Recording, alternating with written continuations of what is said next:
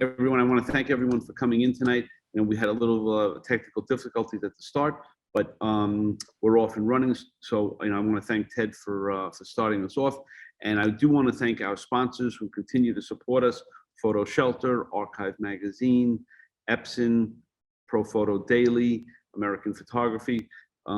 Without them, we couldn't do it. So we really appreciate them joining with us tonight.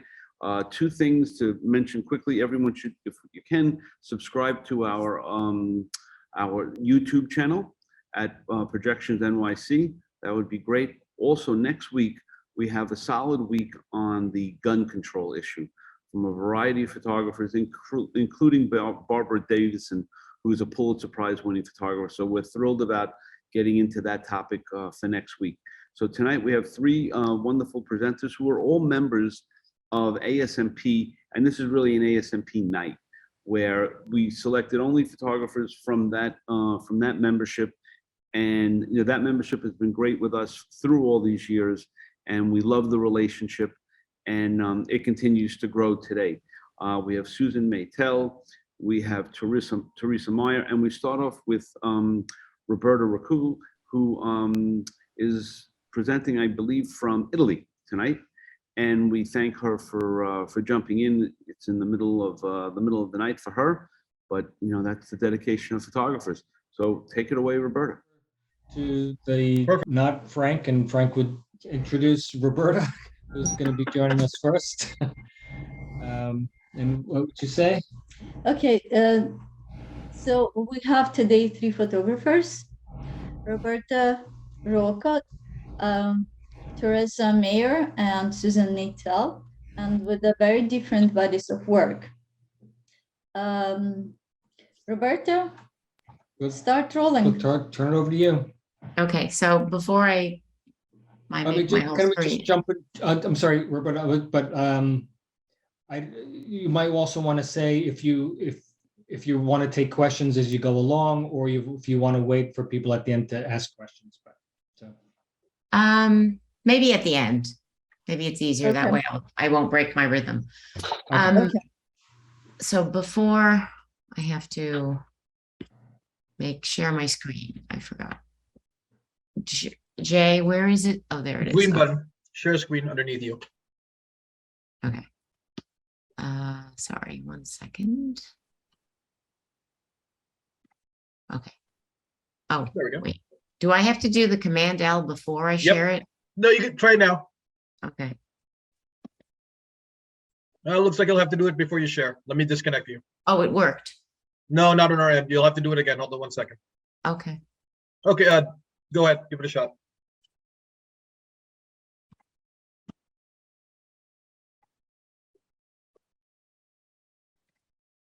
Did it work? Yep. Hey. Okay. Okay, so before I start, I just want to say, even though Frank's not here, I wanted to say thank you for having me present. It's an honor to be here. And I also wanted to say thank you to Nune for suggesting that I submit my work to Projections. Otherwise, I would not even be here. So thank you, Nune. Okay, so good evening, everyone. My name is Roberta Ruocco, and tonight I will be sharing and showing my ongoing ocean series, 2 of them. And I'm just showing a small part of the first one, and then the main one is the Lines of Latitude, but I'll start. So before I start, I'll give you a little bit of background of myself before I start. So I graduated from School of Visual Arts in New York in 2007, and I began working commercially straight out of college. And I guess that's a good thing, but it was a bad thing on the sense of for your soul, because it kind of I didn't produce any personal work. And so as the years passed, I felt more lost. And there was just something about me that was missing that I couldn't find, and I knew that I didn't know how to do it by myself. So as time passed, in 2016, I looked for a mentor. someone that would offer guidance, but also understanding. And I found all those qualities and more in Susan Bernstein. She's a fine art photographer. And we set out to have a conversation, which we did virtually. And she asked me a whole bunch of questions and we talked, and she told me that I had a connection with water and that I should start photographing the ocean, or not, she didn't even say the ocean, she just said the water. And I actually was on my way to Capri, which is where I'm from. My family is from the island of Capri, which is an island in Italy. And I was born and raised in Florida. And so I don't know why these are not going. To the left and the cursor keys. What? Try the left and right arrow keys in your keyboard. I did that. They're not going. Yeah. Oh, there it Oh, is. there you go. Okay. Sorry. And so basically I was on my way to coming here to spend the summer, which I spent all my summers of my life here. And so it was great. It was great timing, and it just resonated the more I thought about it, because I basically really was around the water my whole life. And I think that once I started photographing the ocean, I didn't realize the connection that I had with water until I started photographing it and how therapeutic it was for me. And the reason that I have this connection with water, I think, is because it brings me back to my childhood when everything was just so simple. And I thought that everything was, there were limitless possibilities. Instead, as you grow and life and everything changes, all that thing and how you see things. And so for me, when I get to the ocean, I basically lose myself and find myself at the same time. I don't know if that makes sense, but it's just very pleasing. And at first, the work that I started to create was solely for myself. It was basically therapy. But the more I showed it or shared it with people, it was very well received. And so in time, I decided to try to put my work out there. And I just love it. I mean, when I'm near the ocean, I have to wake up before sunrise, and I literally wake up before my alarm goes off because I'm so excited about going out there. Because when you photograph the ocean, you never know what you're going to find. It's always different. Every day, every morning, it's different. And so it's just, I don't know, it's just exciting. It's addictive to me. My favorite times to shoot, I'll shoot all day whenever, I'll go out any time of the day. But my favorite times are morning, right before the sunrise, and after the sunset, because the colors are just mesmerizing. And my process is also something that has helped me, because when I shot commercially, I became somewhat of a control freak. And so whenever I thought of shooting some personal work, I would have to see the image in my head. And then I would basically say, oh, that's going to be a terrible shot. And I wouldn't even shoot it. So it was very not conducive to creating or letting go. In this process, basically, it's long exposures. I use ND filters. And the only thing I really can control is the time. And the rest of it is just, I guess, my emotions, my feelings. It's like, so I feel like part of me is in the photograph, because I just have fun. I just feel it, basically. I feel how much time to do it. And I just play. And then, sometimes I get amazing photos and I'm very happy. So this is the lines of latitude. So the first series that you just saw basically are long exposures. And these I've added intentional camera movement to long exposures. Again, still of the ocean. And another thing I didn't say is I have shot, let me think. So I've shot in the west and the east coast of Florida, in the Keys. I've shot in New York, Montauk, New Jersey, the Caribbean islands like Turks and Caicos, Jamaica, Anguilla, Bahamas. I'm trying to think. I think I'm forgetting one. In Italy, in several places. I mean, anywhere there's an ocean and I'm there, I'm shooting. And hopefully Roberta, yes. I did get in. Do you Oh. do you go to those places seasonally? Like, do you know Well- this is a better time to go to the Bahamas or the Keys? How does that work for you? Well, I mean, hopefully I can start to do that and plan it like in budget in, but I've been basically what's been is whenever we have like a family vacation, I just bring all my, I try to like Okay. convince everybody we have to go to the ocean because I have to shoot. And then I just bring I lug my camera everywhere with me. I do come to Italy every year in the summertime. So that's something that I do every year. There's certain things that we've done every year, like Anguilla, we go at Easter. So certain things in Florida, I have family down there. So I just, whenever I can go, I go.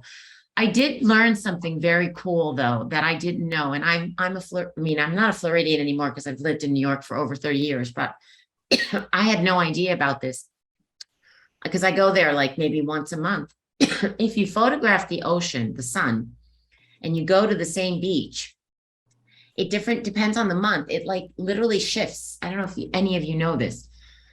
Excuse me, that the sun will be on your far left, and then by the December it'll be on the far right.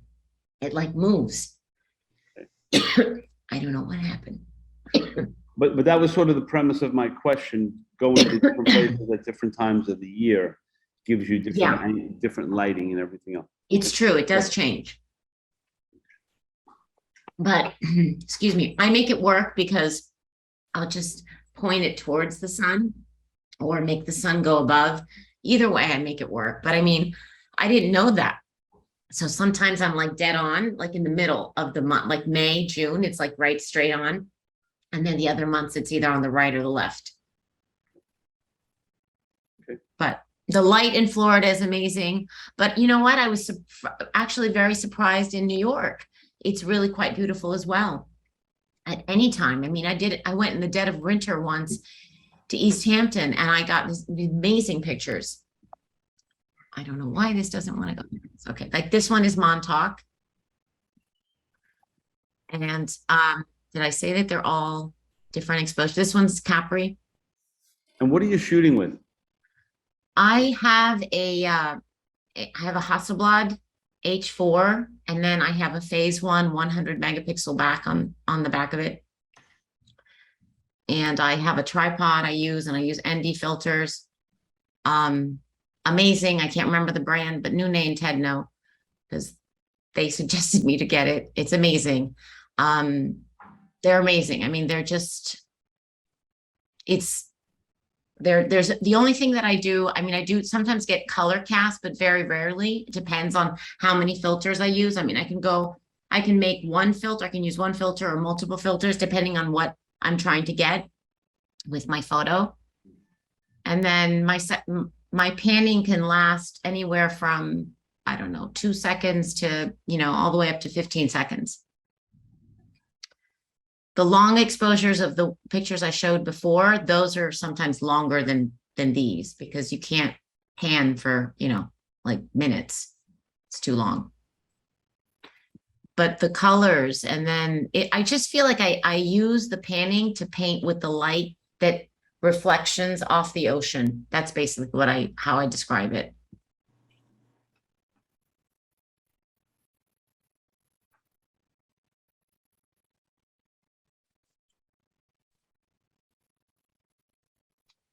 And some of these are in the morning, some of them are in the evening, some of them are in the middle of the day.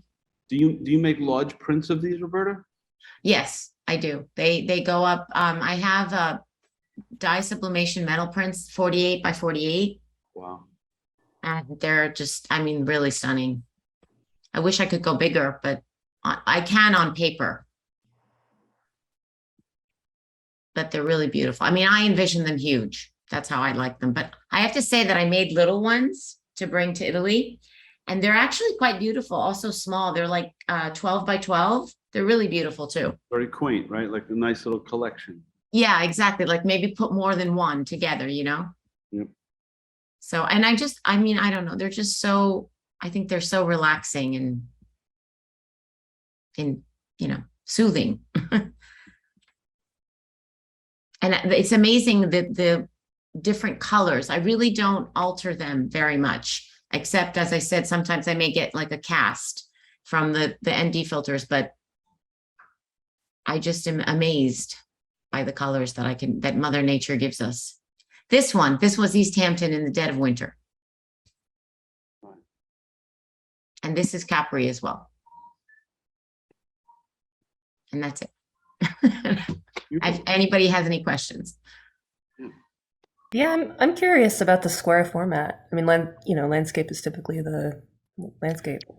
Well, they're guessing there's a reason. so the reason is this: when I was in school at SVA, I started out with a traditional Hasselblad, the square format, and I guess I just carried it on and I cropped them. A lot of people have told me that I should offer them also more rectangular, because that's like usually what people put over their couches, and so maybe I will. I mean, I can, because the image is obviously a rectangle in my camera, but I don't know. I just saw things square, but I'm considering doing that. I mean, I think they're really strong as squares. It's beautiful, and it gives this impression of infinity, right? Yeah, it does. Yeah. Was the last image with moonlight? The last image is done in the port. It's very funny. I did this. I was on my way. I was leaving, and I was going back to New York, and I thought, you know what? I'm going to go on the other side. And it was in the port. And so in the port, I have a mountain. The darkness behind there is the mountain of the island. And the sun had gone above the mountain. So it was not anymore in the shot. And all I had was the shimmers of the sun in the water. And the water was really, really, really like flat because it was in the port. So there were no waves. So it was just my movement that I basically like drew these lines. So it was really, really, I literally got like 5 shots like this, and that's it. So I'm going to try to do it again if I can succeed. But it literally looks like I painted them. And where do you go from here, Roberta? Where do I go from here? Well, From I mean, a creative standpoint. they're ongoing. This is ongoing because I mean, I think I could do these for the rest of my life, but I would like to start photographing at night. I'm not sure, like I mean, I can go back. I did one moonrise in my other series and I loved it. I mean, it wasn't really in the middle of the night, but this one, oops, sorry. And I loved it. And so I don't know how it would work. I mean, I liked photographing the moon. Maybe I would do more moons.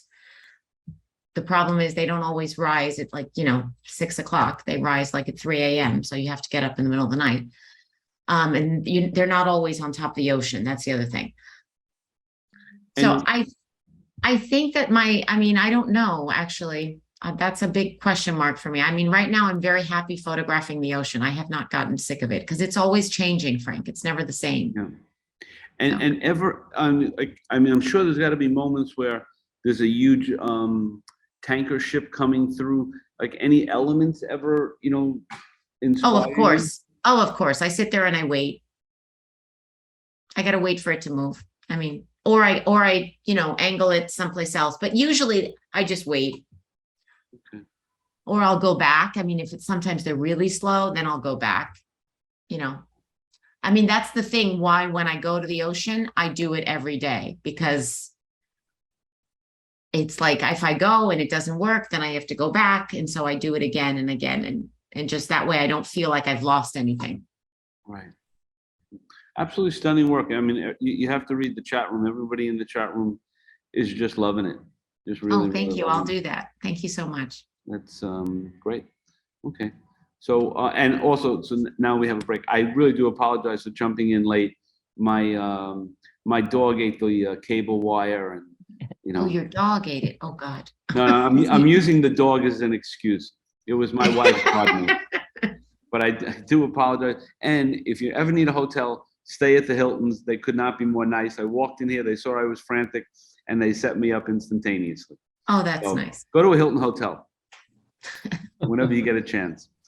So we'll take a little break and we'll get our next presenter up. Okay. Thank you so much. No, thank you, Roberta. All right, so who's next?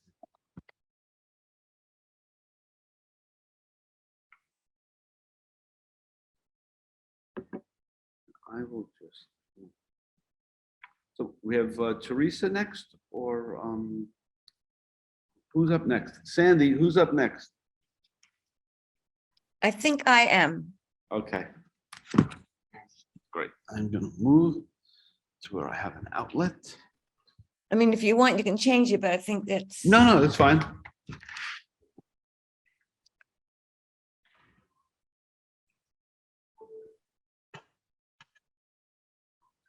Power.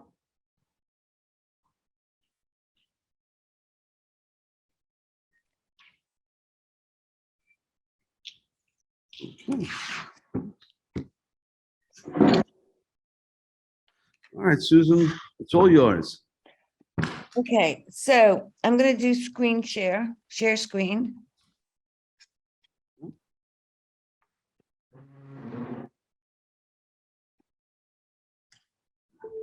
Slideshow.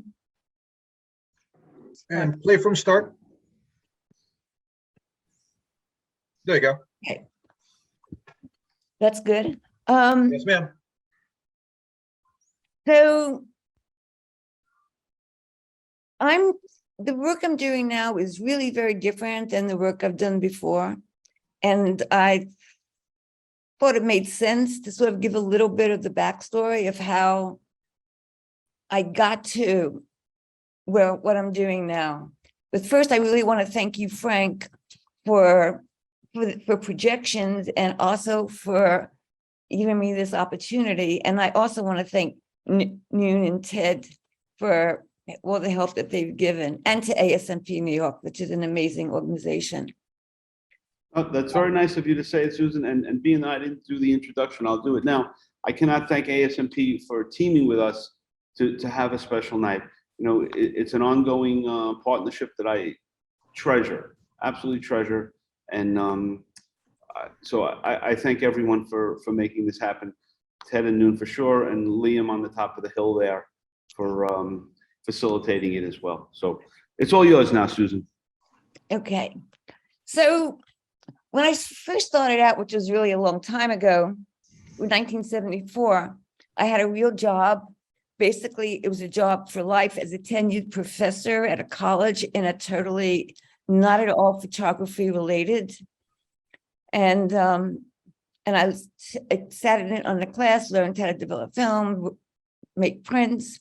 And that was it until 1977, when I lucked out and took my very first photography class. It was a workshop, a weekend workshop with Gary Winogrand.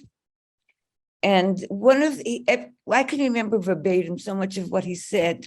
One of the things he said was, the photographer is responsible for every square inch of the photograph. And it was something that he would go back to. So these two photographs are part of the work I was taking back that time. And I had two exhibitions in 1982 of this work. The first one was in San Francisco. This is the announcement card in San Francisco, and we just called Susan Maytel Photographs.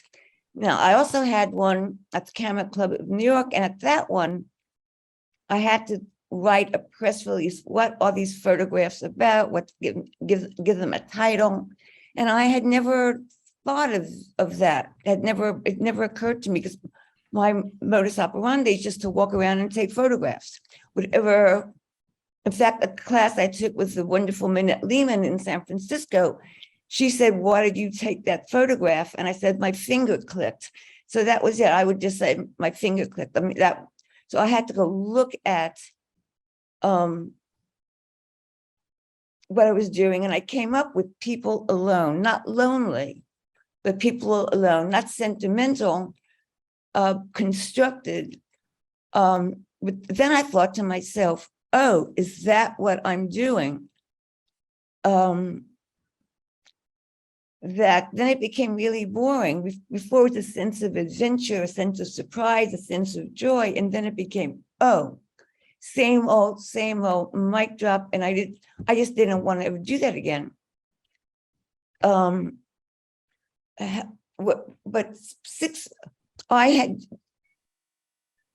I had contacted a little local newspaper in my neighborhood called The Villager.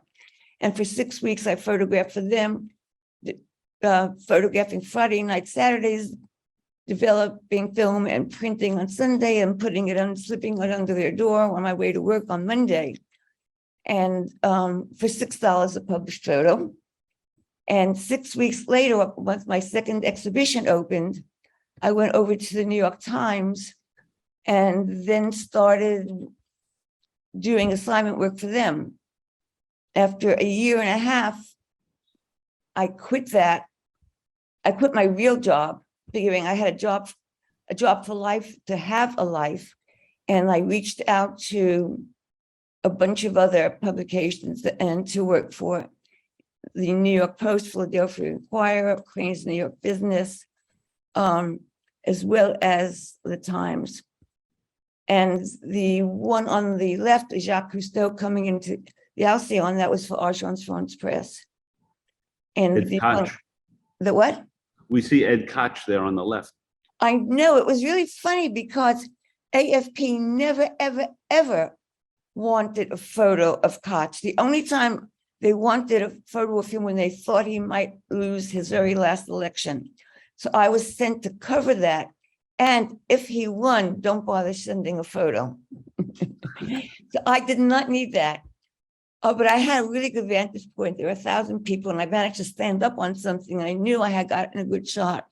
And in fact, after that, there was a riser where you had like 10 photographers or TV cameras in the front row. And I went all by myself in the back row because I knew that, number one, I had a good shot and it was him, Cousteau with Koch, and that they would never use it. They didn't want Koch. So it's just, I didn't take the picture. But while I was up there in the back row, all by myself, an agency photographer for a French agency came up and elbowed me really, really hard, almost knocked me over. And I turned to say, what are you doing? And I thought that was so deliberate. And I just really pushed them hard.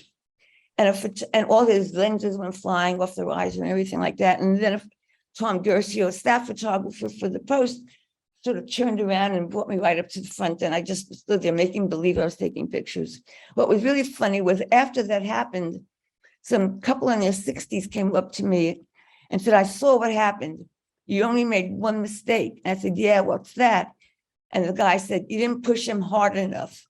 So it was sort of, in terms of having to be out there in the world and deal with stuff. And I had taken a photograph at this time. It wasn't a really good photograph. It was okay. It was, there was an Indian Day parade and Pakistanis came with sticks and they were like beating up. And instead of running away, I used the wide angle lens and I took a picture of a guy with a stick hitting somebody else. And I always included that in the portfolio because I wanted, not because it was a great shot, I wanted my clients to, or potential clients to know that they could trust me to send me no matter what. I didn't want, quote, typical girly stuff where I had to go do just features, which is why it's really funny also what I'm doing now. At the right, that was, the headline was Caged AIDS Tots, and that was for the New York Post. A reporter and I snuck in as volunteers to do the story. And then after a year and a half in New York, I had decided I wanted to go over to the Middle East. And so the press corps was all based in Cairo because they were taking, kidnapping Westerners in Lebanon, taking hostages. And I was leaving on a Sunday and I'd made up my mind and then within a month I was gone. On the Wednesday before the Sunday I left, I FedEx a carousel up to Donna Bood and Marcel Saber, who were picture group.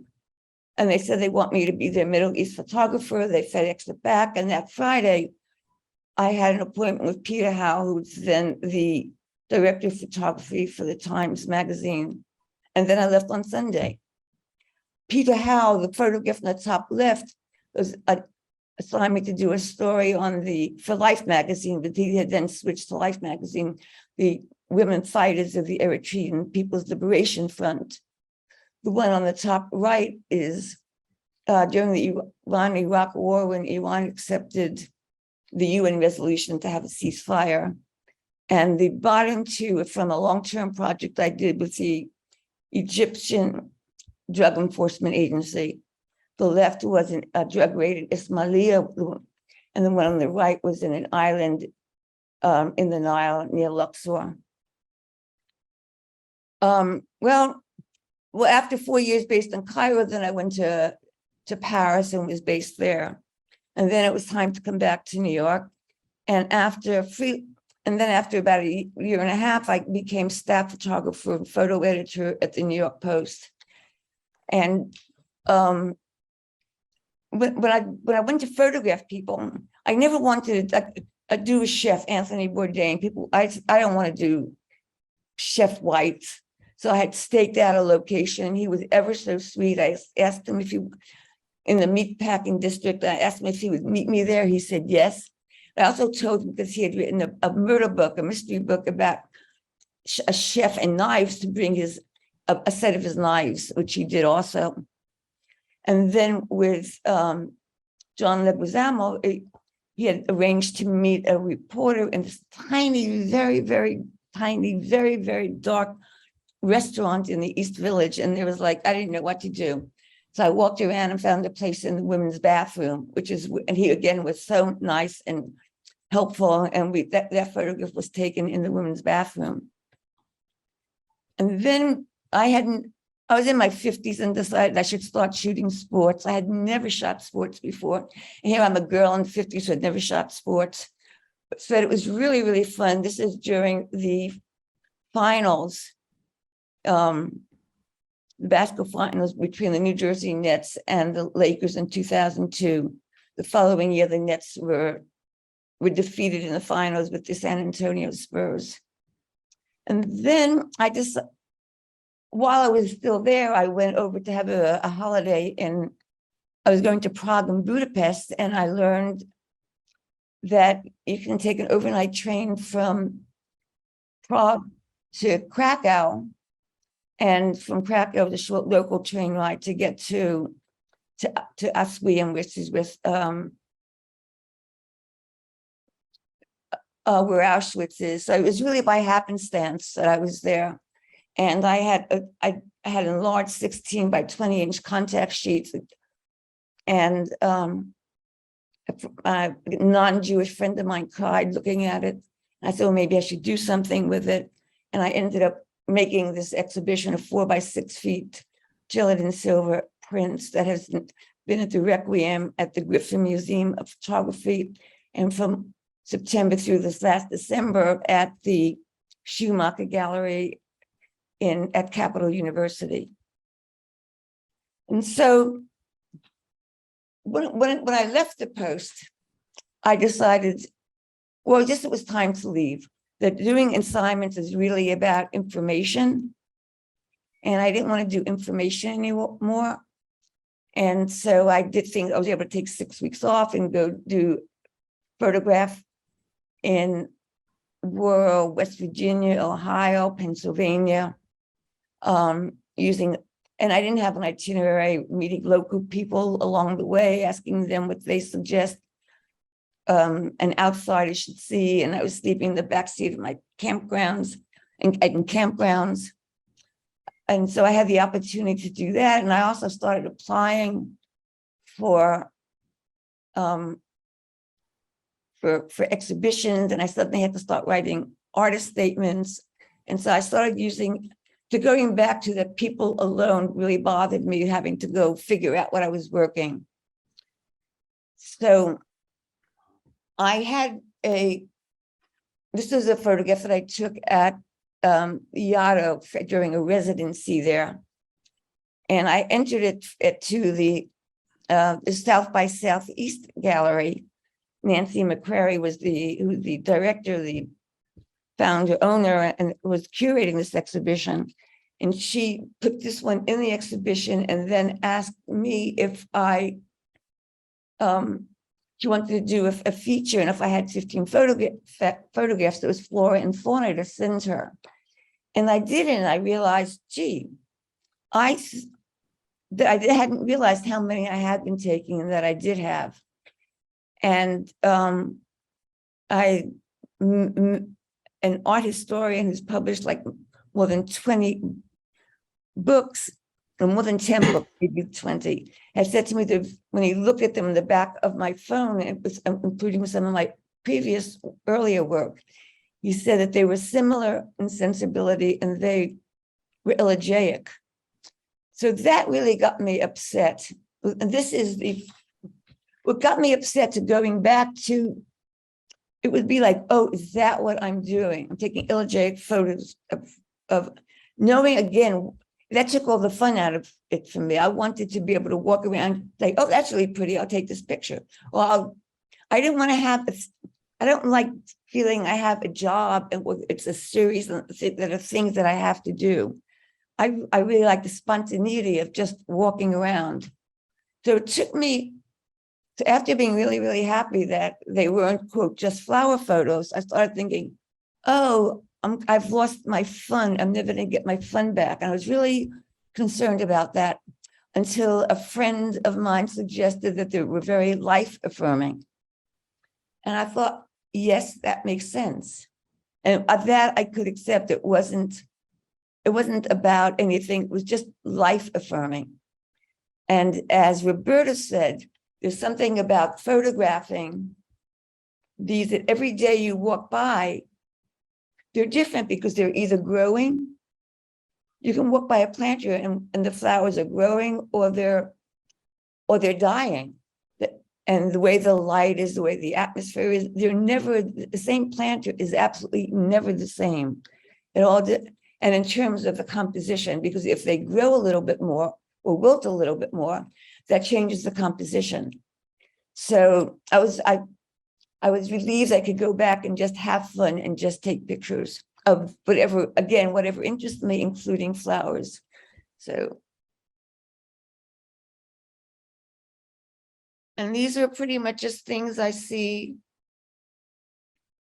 on my walks. This was during the 6 weeks when I was sleeping on the back seat of my rest bucket in campgrounds in West Virginia or someplace.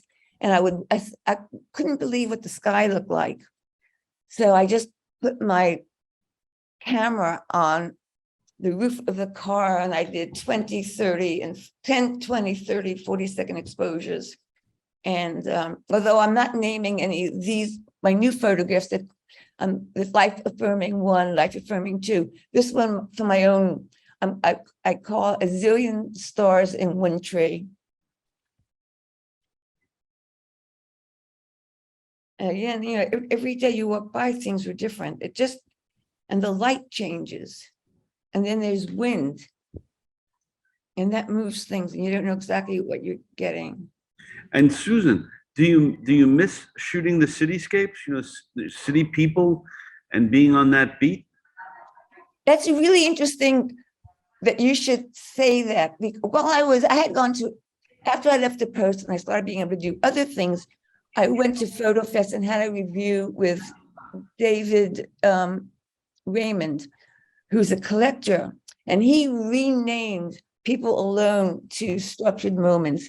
And I had this revelation that structured moments, if it was named Structured Moments, then that would be okay. I might be able to go back and photograph that, but I couldn't do it if it was People Alone. I still do.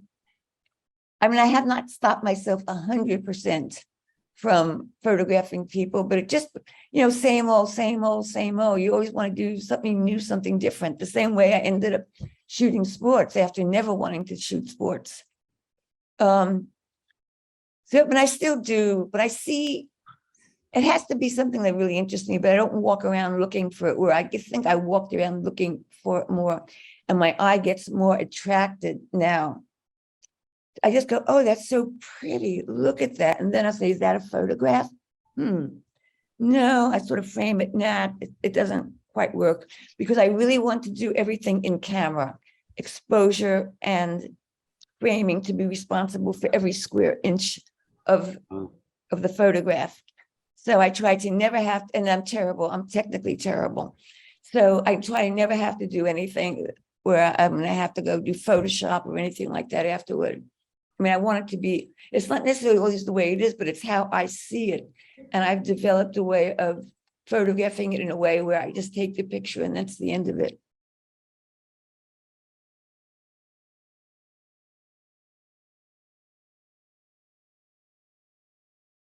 It's just, one of the things that happened when I started realizing how attracted I am to photographing the trees and leaves and flowers.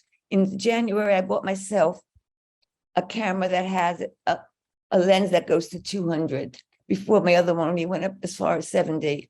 So I'm able to use that and to more closely focus and make sure I have what I want to be doing. To be responsible for every square inch of the photograph. Gary Winogrand was so amazing. It was like the best class ever.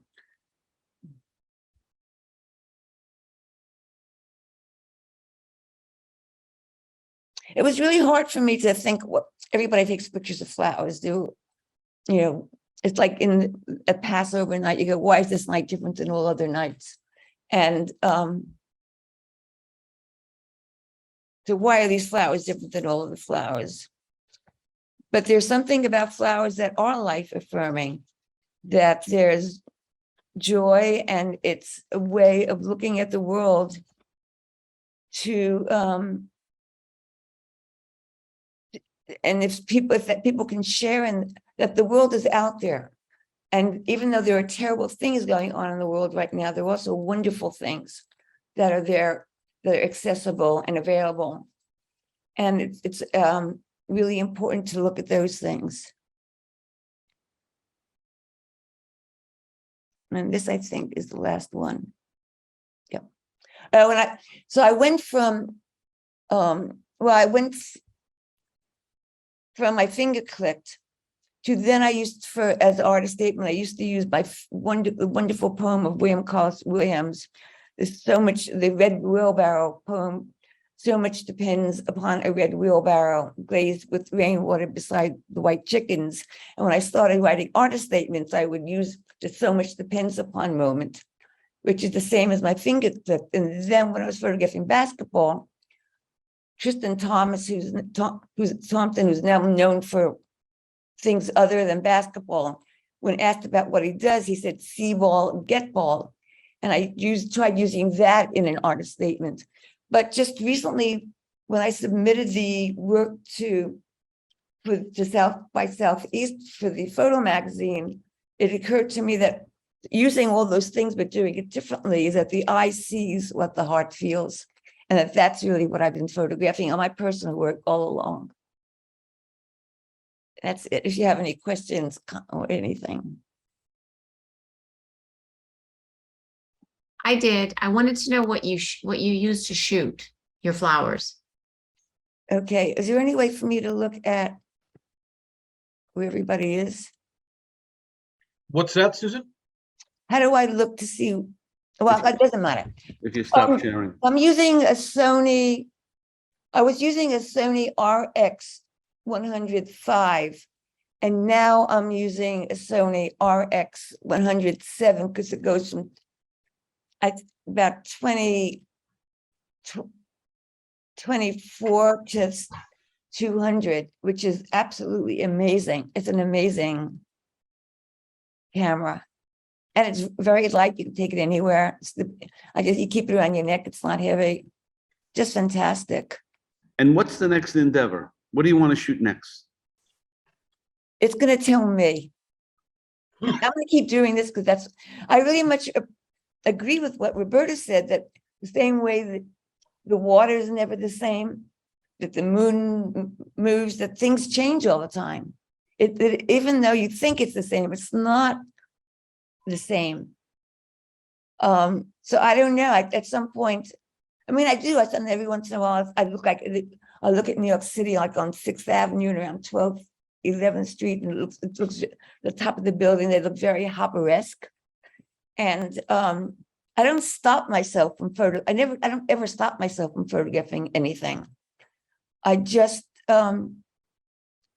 the eye sees what the heart feels. When I feel something, I'll take a picture of it. But I don't intend to stop necessarily anytime soon. And that's one of the reasons I showed, because flowers is very girly in a way, you know, and the whole thing is that I'm going to do all these things. I was a tomboy. I'm going to do all these things. I'm going to go do wars. I'm going to do all these different things, basketball. And here I am photographing flowers. It's like, what is she doing? Susan, what are you doing? Here's a good question from Margaret. When you teach, what are you teaching?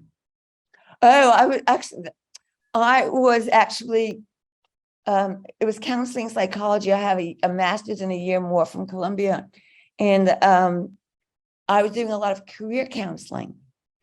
And my very last year at the college, instead of, I had that big steel gray desk, I put a red and white checkered tablecloth over it and big cans of stewed tomatoes, and a bottle of wine with a lot of dripped candle wax over it. And I had that on my desk, and I would say to students, if you come back in a year and I'm still here, disregard everything I've said.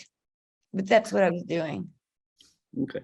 And as you're teaching, what is the nugget that you give, like Gary gave to you? What do you give to your students? Well, I should really, there's somebody that I say to make decisions. You want to put a book together, you want to do an exhibition, choose the ones that you like. Don't choose them because you think they're good or other people are going to like it. It's really, you have to stay true to yourself. It's like career counseling, that to separate between what you want to do, like I want to go, or what you think you can do, you're possible to do, what you think you should do. Those are three separate things. And you don't have to do, you might want to do something, but it doesn't mean you have to do it, but to know what it is that you want to do.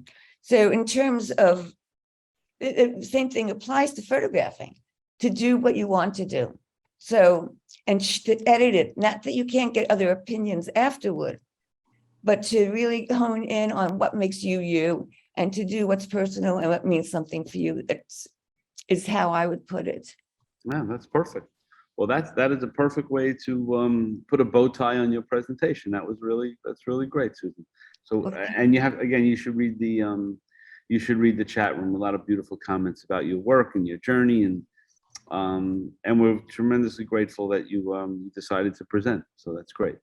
And I do want to say too that somebody who, I had put it on Facebook, but I sent out a few emails, and somebody told me that the email had the incorrect link. So I don't know if there might be people who aren't here because of that. And I'm sorry. And I just want to tell people who are here that it's amazing. You can go on to, if you go on to his YouTube channel, you have all these amazing videos of photographers that are really wonderful. Oh, about projections. Yes, that's so nice of you to do that. And if you do go subscribe to the channel, that would be nice. Okay. So thank you very much, Susan. And we will get Teresa next. We're ready. Thanks, Susan. Okay, I will share. First things first, what are those things hanging on the wall? Oh, I was going to do a climbing demonstration afterward. Oh, there you go. Okay. Yeah, there's a climbing wall in the house. Very good. I Okay. asked, you answered. That was actually going to be my talk. I'm just going to teach you Was guys. it all right? Don't fool around, Teresa. Okay, I'm just going to share a portion of my screen. Perfect. Is everyone seeing the presentation? Yes. And not my notes, correct? Okay, excellent. Okay, I too want to say thank you for having me here, and thank you, Susan and Roberta, for sharing your work. And I'm delighted to be here showing my work alongside you both. Yeah, thanks, Frank, ASMP, Nunya, Tad, and Jay for all your help in organizing. Yeah, I'm excited. Okay, so I am going to share a personal project with you today. It's titled Collective Inventions. I began the project around 2014. And I decided to take a slightly different approach today, and I'm going to show you kind of my inspirations and kind of my whole thought process and how I made the work. So I sort of deconstructed images and took out components just to kind of sort of discuss why I made the decisions that I made. So you're only going to see a few finished images. Of course, you can go to my website and see the final ones there. And then I do have a couple photos of the images in their final form in print. They're all meant to be printed 48 inches by 72 inches. So very big. And, it was important to me that they were that size. I wanted the viewer to have this whole like immersive experience when they were standing in front of the final print. And I mean, regardless of what medium I work in, I actually just kind of tend to create really big things. It's just, I don't know, it's how I work. And I get really very detailed. And you can't really appreciate the detail unless you get to see it really big. So it's just kind of that's just my preference. I like making really big things. And I really like oversized objects. I get very excited about it. So I don't know, I'm weird. Okay, so, and then at the end, there's also some behind the scenes and more like actual process shots of how I'm actually making the images. So this project, it began as my thesis project in graduate school. I've continued to develop and refine it, and it's currently still ongoing. It's autobiographical, so I'm sort of hopeful that maybe I'll get to work on it for the rest of my life, but we'll see. Maybe I'll do chapters or something. And so, like I said, I mean, I started this in school, and my background is not in art, and that's why I went to graduate school. I decided to go into art, and this was my first time really exploring, or really just being exposed to the art world and artists. And so the project was really about me learning who I am as an artist and how I see and how I interpret the world. And so since I have a background in research and neuropsychology, I'm very methodically went about examining my influences and my experiences and how place, time, and family of origin, and just, everything that makes us, how we become who we are. So I dove deep. My research was I extensive. am totally frightened now. Yeah, you should be. I should be. No, and to that end, like Roberta was saying, the series for me is very cathartic. It ended up being a way for me to process my life experiences and understand them, in a different way, and then also kind of re-release any struggles or any experiences just kind of back into the world in a more beautiful way. So just kind of taking things that might be difficult, and instead of like, I don't know, drinking a bottle of tequila, I make a picture, right? I mean, so it's just creating that order out of the chaos that sometimes we find ourselves in. So it ended up being just this really positive experience for me. And then I found that I was actually interacting with, it was creating more positive interactions between me and others. As I was continuing to create this story about my personal experience, and then share the work with people. People were coming to me and sharing their personal experiences. So it was creating this opportunity to have these relationships and interactions with people that were just more emotionally meaningful and much deeper. And then also, I mean, you'll see my images are very playful, and in creating them, it's an opportunity for a lot of play.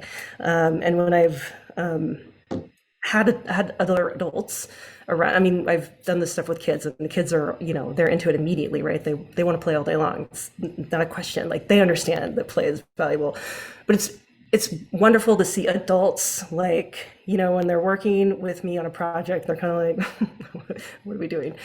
And like, you'll see. And then just to kind of see them open up and be like, oh, we're having fun. So it's been making art. I guess that's kind of my why, in a very kind of long, rambly way, of why I make art and why it's important in my life, and just how it's affected me. So now I will take you through this kind of look into my thought process and what inspires me, and just sort of kind of what went into this series and, why. Okay, so because it's my story, I decided to make it self-portraiture. And because I am, exploring just these internal thoughts, feelings, I looked to surrealism to, use metaphor to explore these things that aren't visual. And I wanted to keep the series relatable to other people because, I'm using surrealism, and people are still kind of like, oh, what's happening here? But if they look at it long enough, I intentionally followed specific story structures that we all know the world over, fairy tales. No matter what culture you're in, I mean, there's a very standard format that everyone, it's like the collective unconscious in psychology, right? It's something that we all recognize, whether we know it consciously or not. So for this series, I started researching Joseph Campbell and the hero's journey. And it's basically just a story template that, I mean, you've seen it, Star Wars, The Lord of the Rings, any adventure. And honestly, most things you watch on Netflix or just anything is going to follow this format. It's a template. And so it's very, it's just these archetypes, these common things that we see over and over and over again. So I started integrating them into my story to make it like more recognizable for people, so they could sort of start to find themselves in the imagery. This is the first kind of step, the call to adventure, right? And then I started picking out certain elements that are featured over and over in fairy tales as well. Second step, the refusal. So, I think we're all familiar with wanting to avoid our problems or turning away from opportunities for growth, for any number of reasons, like, whether it be like doubt, fears, feelings of inadequacy, a sense of obligation or duty. We can constantly find ways to hold ourselves in our current situations. And yeah, so that was a lot about what this image was for me at the time. And then, of course, as I'm creating this series, I'm looking at a lot of painters, looking at a lot of surrealists, particularly Magritte and Kahlo. And I actually came across this Hopper image when I was reading Robert Adams's book, Art Can Help. And it stayed with me, and this came out. Okay, the Symplegades, or I'm not actually sure how you say that, so you can read. It's that stage in the journey. It's like the first hurdle that the hero has to get through. And as I said, I was reading mythology and fairy tales the world over. So Hugin and Munin are actually from Norse mythology, and it loosely translates to thought and memory. And, there's these messengers for Odin where they're going out into the world and they're gathering, information and everything. And it's, in my opinion, the idea is that you're kind of gathering knowledge and wisdom to sort of self-actualize, right? So that was how I interpreted it. And I made them into these animals, this owl and this cat. The cat's mine. You'll see him over and over again. And the owl, it was actually, so this is kind of a fun little aside.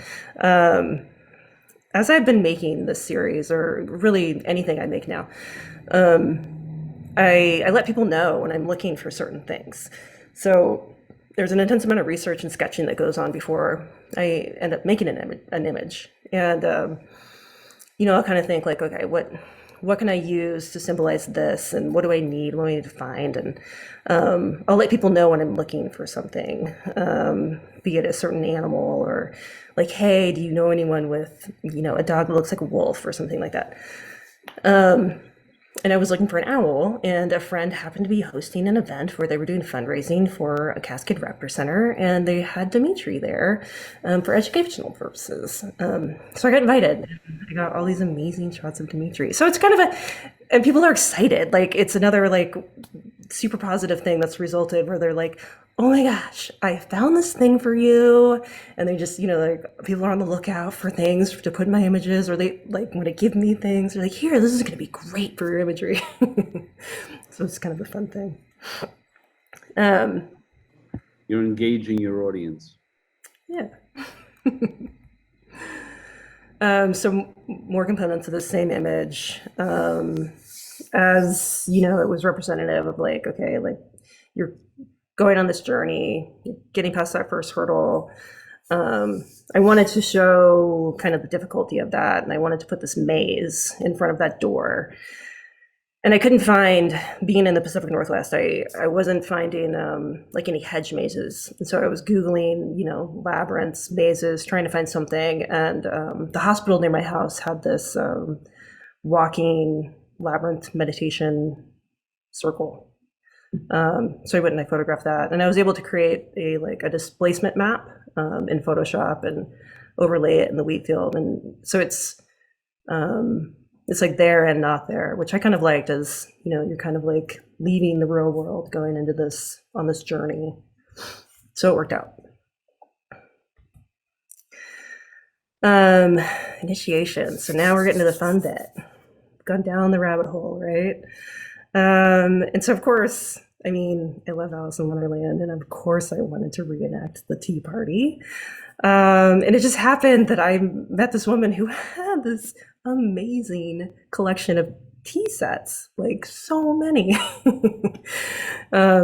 So I recreated set up a tea party. And this image was, so by this time I had figured out like how to, so these images, to get the resolution and the detail that I want in these really, really large prints, I'm making these panoramas. So I have an older camera. It's digital. The sensor's not large. So I'm stitching together images, so 50 to 100 sometimes in Photoshop. So I'm really relying heavily on the computer in the process of making these. So this one, I decided, I'm also a big fan of Tim Burton, and I'd been looking a lot at how he used this first person perspective, and I really wanted to try it. And I was like, okay, the tea party is the perfect time to try this. And so I wanted the viewer to, like, when they're there, like, feel like, they're the ones sitting at the table, they're at the party. So I was in a really tight space photographing these pots and trying to get everything in focus on this table. And so I end up, in addition to doing the panorama shots, so taking multiple shots back and forth, going from front to back to get the whole table, I focus stacked.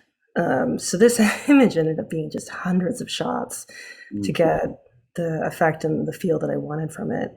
And it was fun. It ended up being just kind of this new challenge. And what you're seeing here, I'm letting you see beyond the bounds of the frame of the actual photo, just to kind of get a better idea of how things are layered and whatnot. How long did it take you to put something like that together, Teresa? This one took a while. I had to test out multiple software. So Photoshop at the time wasn't great at focus stacking. So I ended up, I had to test out a few before I found one that I was satisfied with, to where I got the results that I wanted.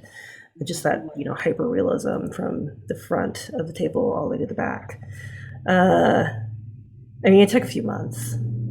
once I finally had all the components, and this is personal work. I'm not working on it full time. Had I been doing it full time, obviously it wouldn't have probably taken me that long. But it's just, when I'm able to work on it. But yeah, this one was fairly extensive. And when you do a shot like that, how do you know that you're done? Like, how do I know when the image is finished, or how do I know when Right. I'm shooting? Yeah, like when you're satisfied that now it's finished, how do you know?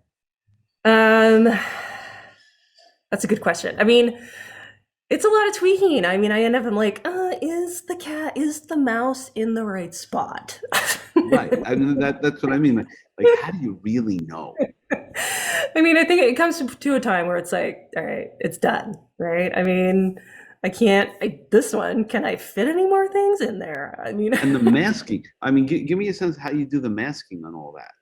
so I have an extensive library now. I mean, I've been working on my library for over 10 years. So I'm constantly, when I go places, I'm looking at, I'm looking at all the plants. And when I started, I have a much better sense of kind of how I tend to work and how I need to photograph things to make them work for me in the end. So when I first started photographing plants and stuff, parts of them would be out of focus. And I was like, oh shoot, when I would get back to the compositing, it was like, oh man, this isn't gonna quite work. And so I'd have to go back and find them again and redo it. So it's been some trial and error, and then just, kind of really realizing like, all right, what am I doing? What's this for? What's the purpose? And then photographing for that reason to make sure that I've got what I need. So, now I'm just constantly on the lookout for more plants, animals always. And I've been more, animals are tricky for me because I never, I'm very conscientious of where I get the photos of the animals from. I never want to go somewhere where I feel like animals shouldn't be being kept. Like a zoo, you mean? Well, more like the kind of roadside attractions, or like, what was that big show, the Tiger King or something? Where, people are just kind of exploiting animals. So I try to avoid that. And even with my own pets, I'm never like forcing them to be photographed. They actually really enjoy it. They, when I get my tripod out, they actually get excited and they're like, "Ooh, we're gonna go outside and you're gonna play with us." You really think they're thinking that? I mean, they seem to be. They're rushing out the door with me, and they're like, they hang around. We have mental health, on call, just so you know. I'll tell them. Okay. All right. So now we're progressing through the journey. The hero goes through tests, right? So for me, as I've been working on this series, I had a pretty chaotic childhood and a lot of like interparental conflict. So growing up, romantic relationships have always been a bit of a struggle for me. And it's been a journey, kind of figuring out, okay, what is it that I'm struggling with? Why is this so difficult? And, and I think this is, I think fairly common. Relationships are hard and whatnot. So my partner was very obliging and would pose for these images as I'm like working through my, my own things. And so I started to play with different costumes at this point. I was definitely wanting them to depict sort of this everyman, and then in my case, I chose a white gown to sort of depict like a dreamer, or just this idea that I'm new to this journey, I'm figuring it out. And here I went to a black gown. I was, thinking about kind of how different facets of personality and the id and the ego, and okay, how can I visually represent these things? And, just kind of the different ways we present ourselves in different areas of our lives. This was the red thread of fate. So it's from Chinese mythology. And it's a myth that it's essentially, like your soulmate, right?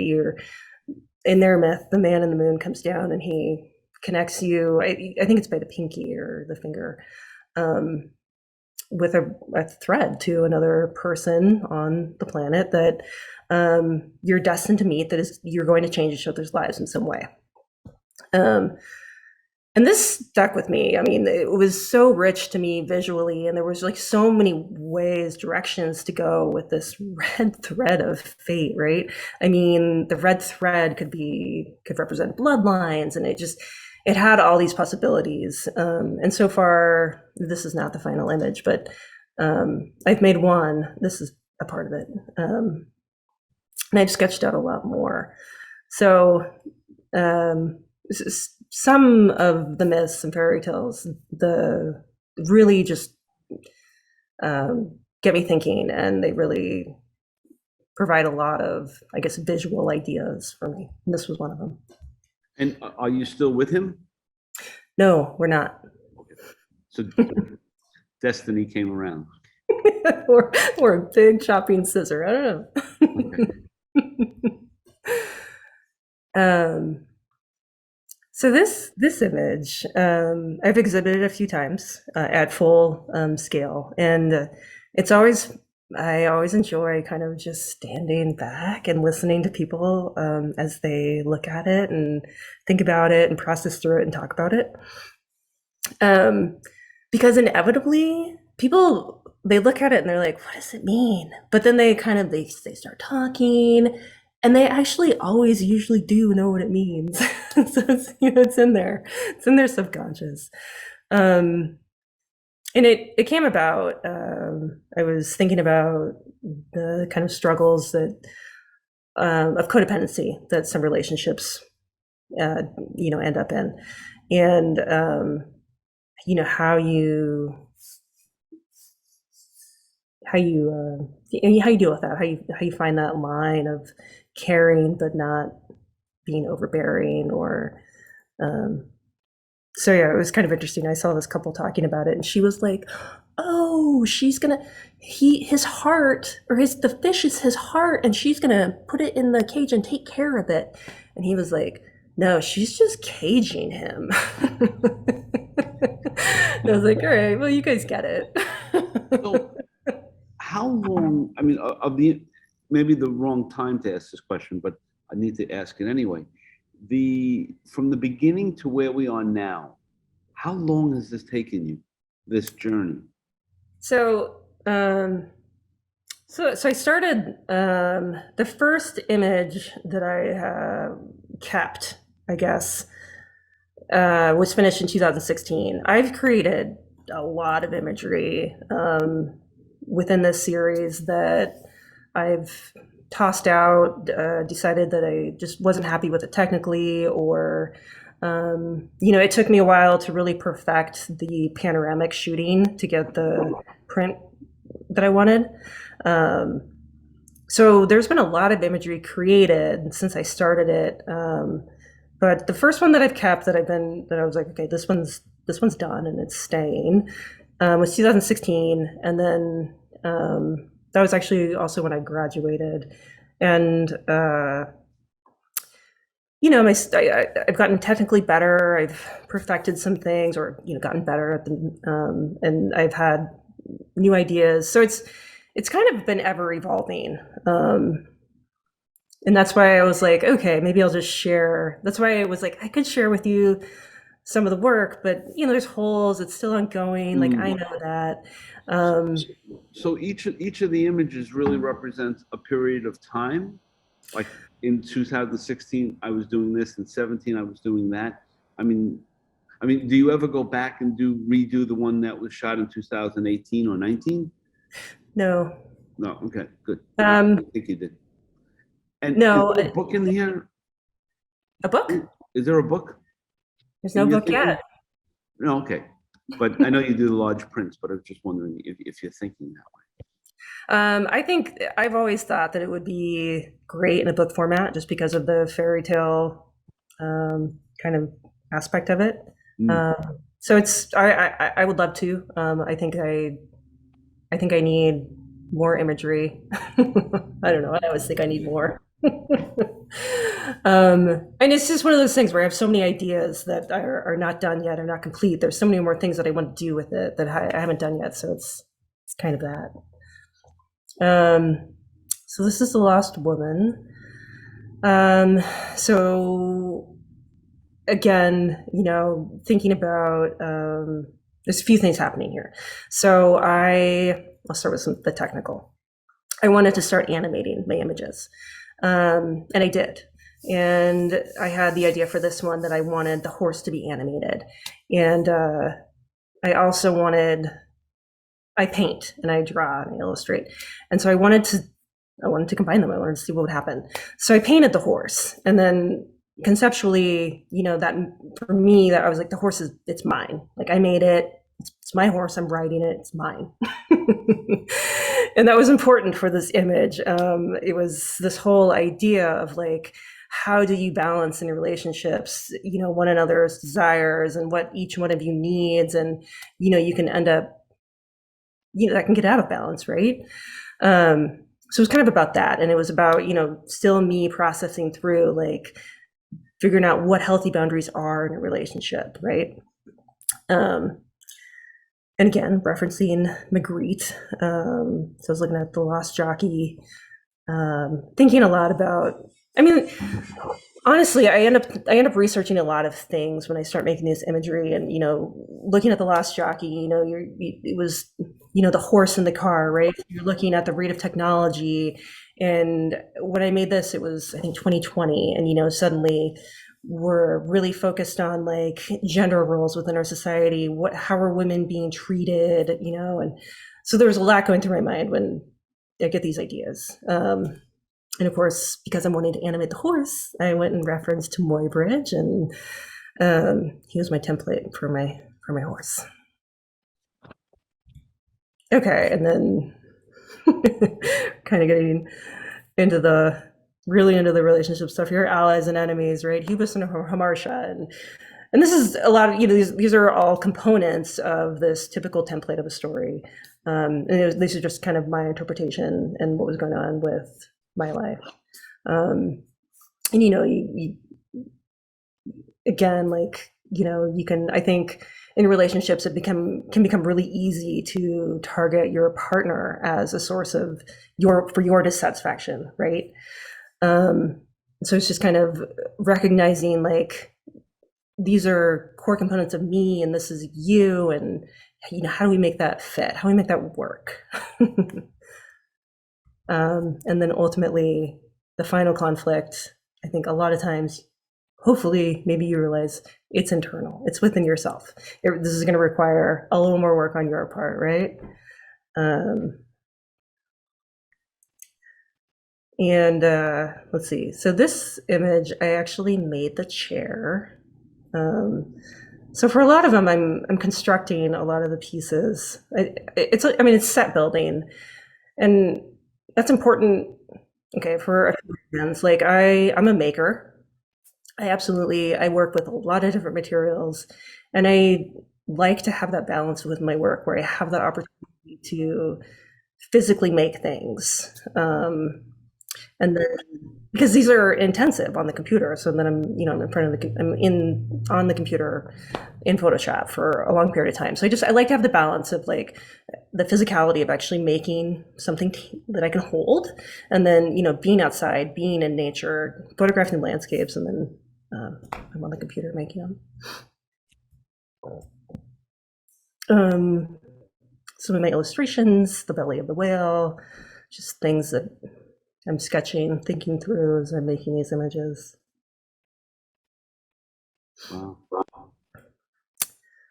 So we're getting to the end of the hero myth, the road back. You've been through your big trial. It's time to go back to the real world. Take back what you learned.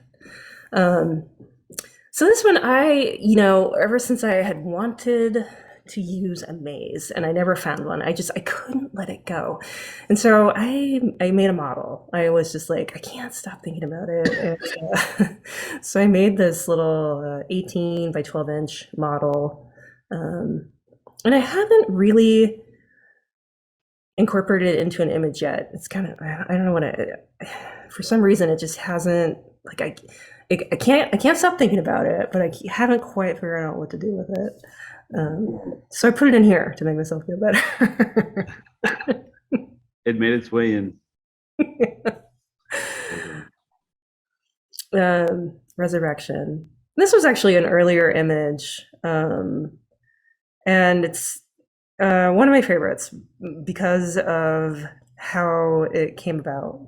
It's kind of a fun story. I had a roommate at the time, and that's actually her. And At what time? when this image was made. So this was one of the very first images that I made for this series. And we were living in Eugene, Oregon, and it snowed, which it doesn't regularly do there. And I woke up in the middle of the night. I'd been thinking about this image, and I thought it was snowing, and I was like, okay, perfect. I need to take the bed outside. Like, I gotta get the bed in the snow. This is exactly what I need to do. So I get up in the morning, and I'm like all prepared to start like moving my bed. And she gets called off work because it's snowing. And I'm like, oh, you're here. Great. You can help me move the bed outside. And she's like, oh, hold on. And I'm expecting her to be like, no, like shoot me down. She's like, okay, listen, why don't we use the air mattress and just, make it look like, we can make it look like a bed. I was like, okay, you're smart. But she's on board, right? She's already helping me problem solve to make it happen. Like she wants to do it. I'm like, okay, cool. So we get this air mattress out there. We get it looking like the bed. And I get the camera. At this point in time, I'm still using, I don't have a remote. I'm still using the timer. So I've got it set up on a tripod, and I've got, 20 seconds. I got to push the button. I got to run around. I don't want footprints in the snow. So I've got to run. I got to make a wide run, get in the bed. And, it takes a few times, and we know this going in. So like before we start this, I'm like, all right, listen, we got to be barefoot, but like if you're gonna get cold, we should fill up the tub with hot water. And she's like, oh yeah, great idea. So we've got the hot tub full of water, and we start this, and we've done it a few times, and we run in and out. Our feet are freezing. We get them in the tub, and on the way out, she's like, oh, a shot of tequila. And so this turns into this afternoon of just like running out in the snow, running back to the bathroom, taking a shot. And our final shot, the cat walked out. She's actually there. She walked into the frame, and I'm laying in the bed, and she whispers to me, she's like, oh my gosh, the cat is here. So she's got this look on her face that you can see in the full-size image of just like total like amazement. And it really just made the image. And it was just kind of one of those, magical moments in photography that happened. So it's just one of my favorites.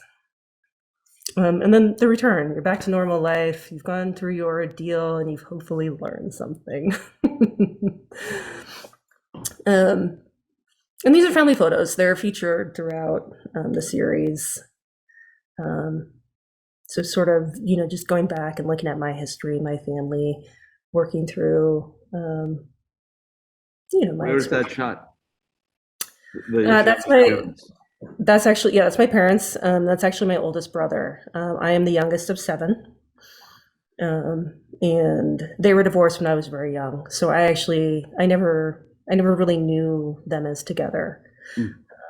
So, having this photo to me, it's just kind of this experience I never really got to know. And where is that? Salem, Oregon. Yeah. So everyone's from Oregon. So these are the final prints, a couple of them. They're amazing big, huh? You can't do it any other way than big, right? No, and it's, it's really a different experience. And even people that, they see the work on the screen, they're like, oh, yeah, they're interested, like bring it in, let me see it. when when we roll out the print, they're like, oh, I understand now. Like, yeah, it's No, I get different. it. Yeah. Yeah. So it's so this is kind of I'm just kind of showing all the stitching that goes into the shots. And when I started, I was ending up with these very warped images that I was then like trying to like fix in Photoshop, and quickly ran into like run out of memory, and suddenly I'm like, okay, I need a new computer.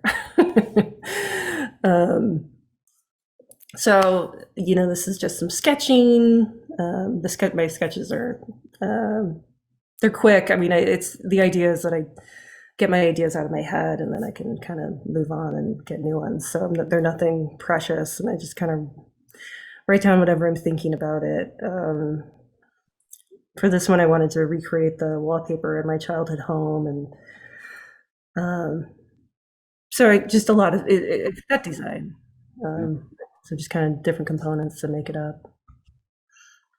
This is me. So again, I do have a remote now. And actually, I still end up running back and forth between the camera and posing.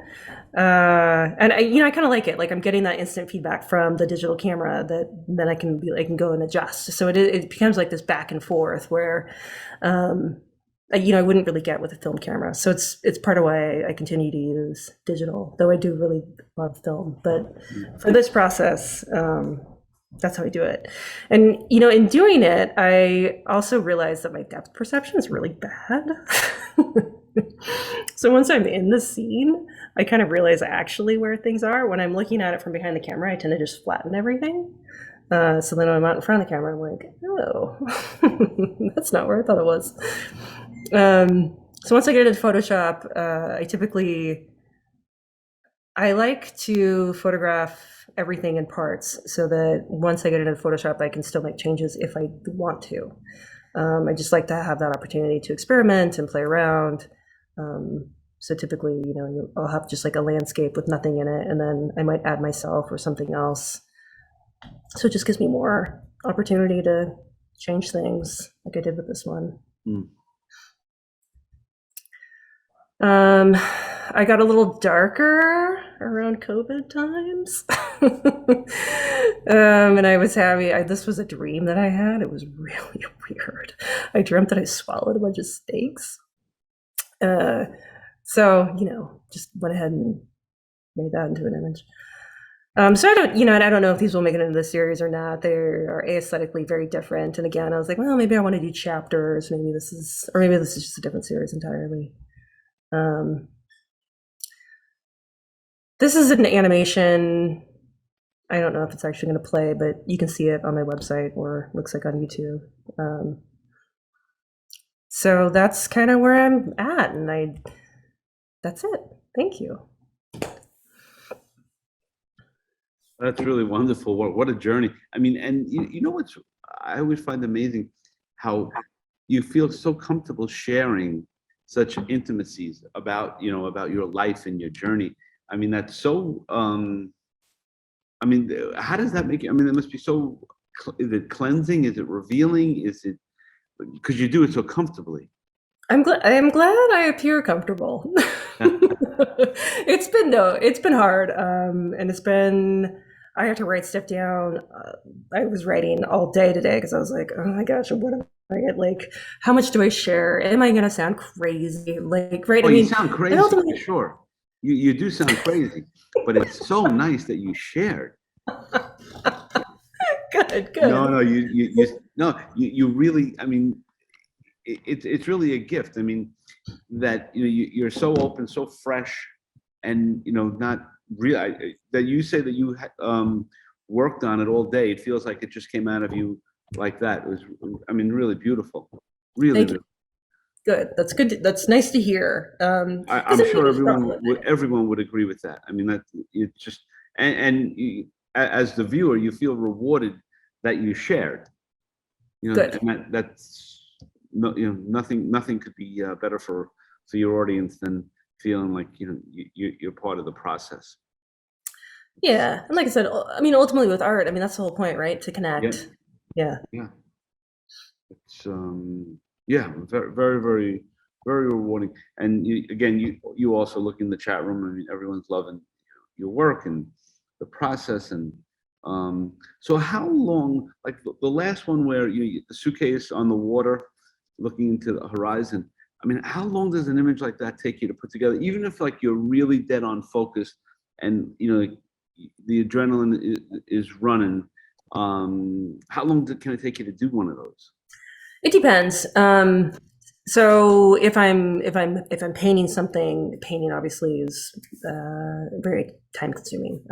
So the horse, I painted one horse, probably took me, oh gosh, I mean, I probably spent upwards of 30 hours on the horse, actively painting. So in the maze, a 3D model like that, gosh, I mean, I spent probably, I mean, even just mapping it out probably took me 5 or so hours, and then gluing and everything. So it depends. If I'm making something by hand, there's that component of it. And then the photoshopping, the masking, I've been doing it for a while now, so I'm fast. And that doesn't take quite as long anymore. So once I get all the components I need and I put them into the computer, I can get the image done within a few days. Yeah. And, So do you go to anyone, or like, is there any collaborative piece on this? Like, do you say to someone, what do you think? Or you're in your tunnel and you know what you want, and there's no one that comes in and says, what you think about, or do you look for someone to give you a little bit of not guidance, just some feedback? I am short on sort of a critique group. No, not a group. I'm just saying, like a soulmate. Like your cat. Yeah, the cat she's got a lot to say. Not really. That's not bad. I'm just wondering. Yeah, no, I've got some family members that I talk it over with, that that I grew up with, that Right. shared my experiences, and so for them to see what I'm doing, they're like, "Oh, you're going to talk about it?" Right. Oh yeah, we don't talk about it. And I mean, do you have any? Any chance of having a show, in the metropolitan area? Because everyone's loving. Would love to see these big prints. And Jay has a question also. You got to Yeah, jump in there. I hate to settle technical, Teresa, but I love your work, your masking work. It's bringing me nightmares. Do you do it manually or use plugins? No, I do them all manually. Oh my God! Wow. Thank you. I started out using a trackpad. Oh. So I have a fancy Wacom now. I upgraded. But thank you. That's much Yeah. appreciated. So I interrupted my own question about a show in the metropolitan area or anywhere. I mean, I would love to have one. So if you know of anyone who you think would be interested in showing the work, I'm interested in showing it. I've had a gallery in Seattle that shows when I bring it in. And then I was actually slated to have a solo show at the Griffin Museum of Photography, April of 2020. So that got Perfect canceled. timing. Yeah. So I've never actually got to present a show. Well, it's I have to say, through ASMP they have fine art portfolio reviews, and gallery owners come in. That may be a way to connect with part of that world that maybe Noon and Ted can share with you, because I think they run that particular program. Yeah. Yes, we did have recently portfolio review. Yeah. Unfortunately, you missed this one's fine art one, but there's always a way to connect with people and just be a little bit active in a chapter. Yeah. And also get in touch. We might be personally connecting you with some people. Okay, that sounds amazing. Thank you. Yeah. So I mean, what a great night of varied work from 3 passionate artists. Really great. this was a little rough start for me there, but nevertheless, it turned out to be a great night. Your work is great. And do our folks who are running the ASMP world, do they have anything to tell us to close us out with? We actually started with the speech when you weren't here. We told what is ASMP doing. Oh, good. Okay. So you missed that part, but I'll see it in the recording. But we want to just say one thing, that the projection event is one of our favorite events, and we're happy that this is an ongoing collaboration between ASMP and projection, and it's fun, it's honorable, it's just such a great place to be, and we're really happy to see who you selected. And I was like, such a great diversity from 3 different artists, and it's just mind-blowing. Well, you see, now you put me in a bad spot because you tell me that I selected. Now all the people that weren't selected are going to be coming after me. So I have 3 people that like me and about 23 who don't. So thank you very much for that. So I'm sorry, the people who we selected, That would be better. they are so phenomenal. Yes, you We guys love did a you all. great curation. Well, and Frank, you know what? There is one thing. Even when people are not selected, we did mention to them. So I don't think you need to worry about this. The projection is not about liking a personal work. It's like a gallery curation.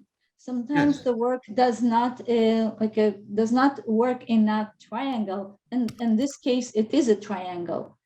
Sometimes it is even harder than a gallery curation, but sometimes the people who are not selected for today, they are in spot for future. So I don't think Yes, anybody should absolutely. worry I about mean, yeah, they can come reach out. I mean, everyone should know Exactly. that. And the ladies who presented tonight, you have new work and you want to present, just reach out.